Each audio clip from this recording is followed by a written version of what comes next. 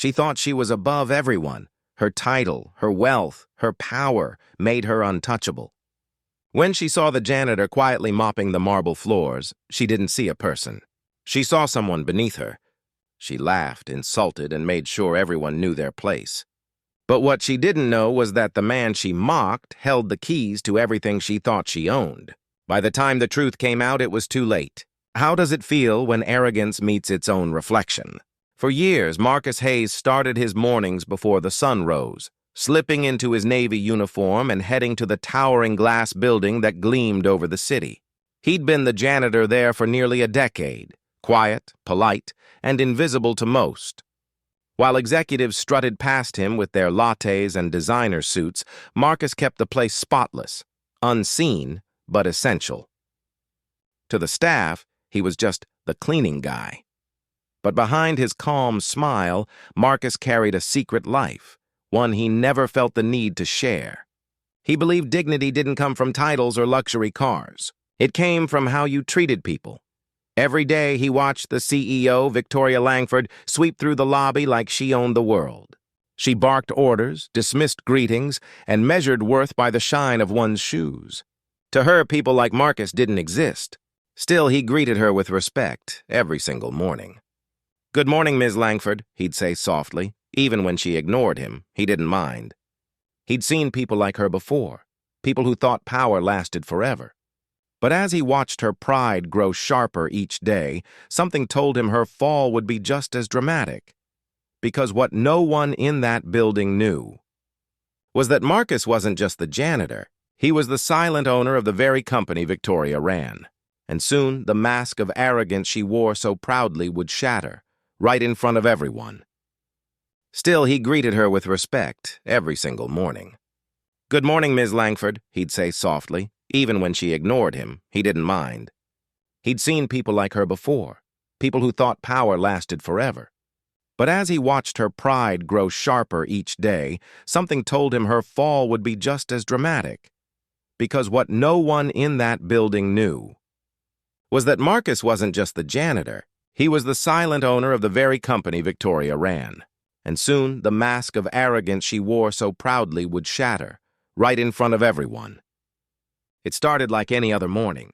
The office buzzed with its usual rhythm, the hum of printers, the shuffle of heels on marble, the artificial smiles hiding corporate ambition.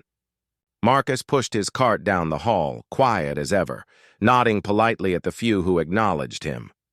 Then came the day that changed everything. Victoria Langford had called for an emergency meeting.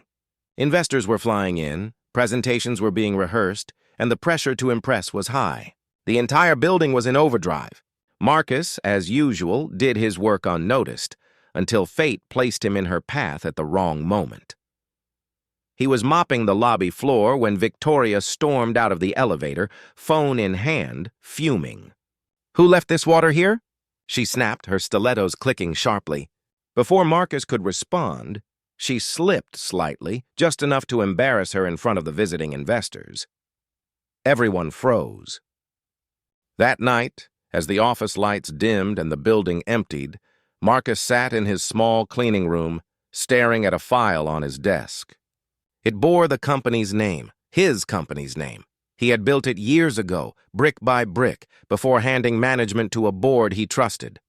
But power had changed hands, and now the woman who mocked him had unknowingly humiliated the man who signed her paychecks. The next morning, word spread that the owner was visiting for a surprise inspection.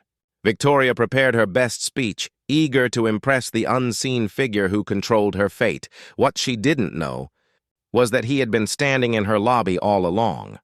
And when the truth came to light, every sneer, every insult, every ounce of arrogance would come crashing down, exactly where it belonged.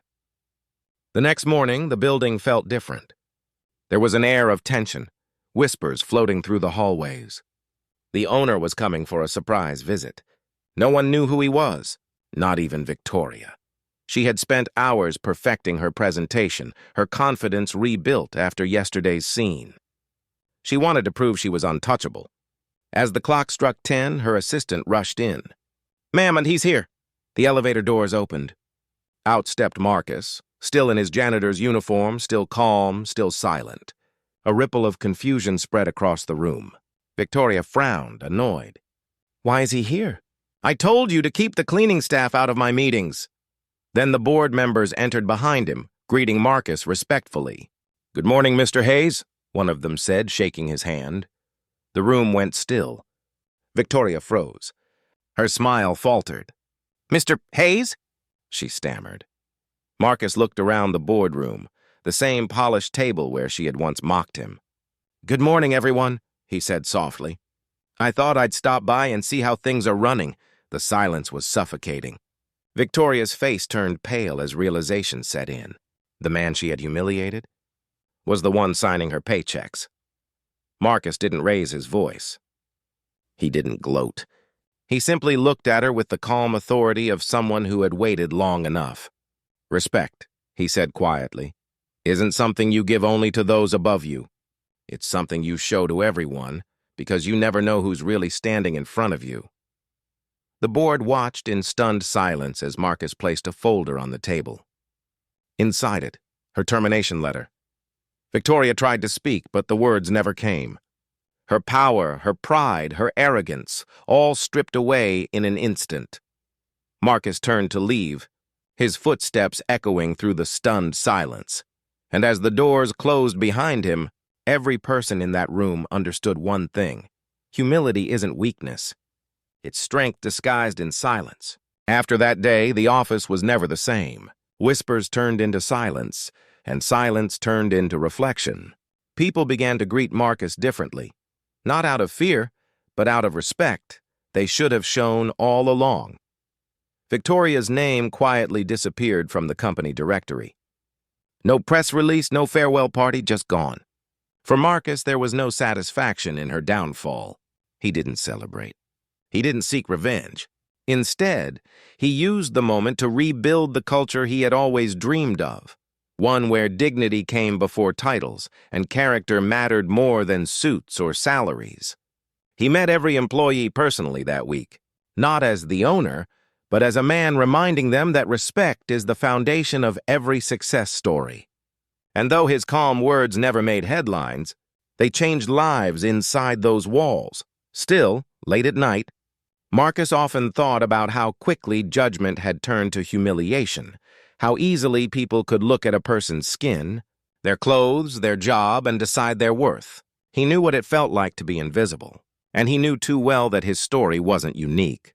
Across cities, across countries, the same story plays out every day, different faces, same prejudice. People judged not for who they are, but for who the world assumes them to be. Marcus's story was a reminder, quiet but powerful, that no one stands above another. Power can buy comfort, but it can't buy class. As he locked up the office one evening, he looked around the gleaming lobby, the same place where he'd once been mocked, and smiled. Maybe, he thought, the world changes one moment of humility at a time. Because sometimes it takes being underestimated to show what true strength looks like, and the question remains, how many more people must be humiliated before we finally learn what respect really means?